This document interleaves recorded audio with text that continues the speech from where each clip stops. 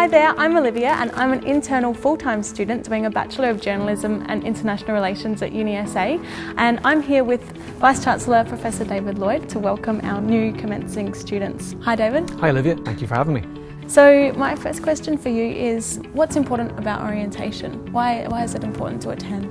Orientation is incredibly important. It's an opportunity for you to get to know the organisation, to get to know the university before you have to get in and start your studies.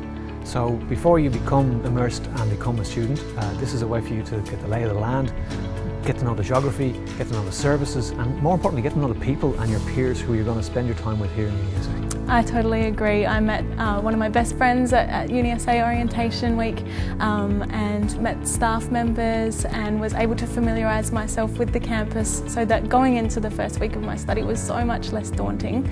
And I also found out about the range of clubs and activities that we have at UniSA too, and signed up for a sport then and there. It gets you ready because you learn about not only the clubs and societies, but you get to know the services as well. You know, I mean, you were here and did a face-to-face orientation as an internal student, but you must know people who actually didn't attend as well. Yeah, and they were a little bit nervous about going into their first few weeks of study. Maybe they hadn't met people yet, they hadn't met some of the staff yet, and the campus was still new to them. But they soon figured it all out. It was okay.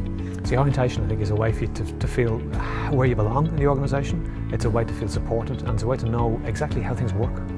So for students who can't come to orientation for one reason or another, maybe they have work commitments or live interstate or rurally or maybe overseas, what advice would you give them? We have an orientation website, and that's for all students, but primarily for those who are external or online who can't physically get into the orientation activities here on the campuses. And that allows you to experience the virtual orientation in much the same way that people do on the face-to-face. So you get to know the services, again you get to know how things work, and really importantly you get a feel for what it means to be a student. There's a whole series of modules you can work through.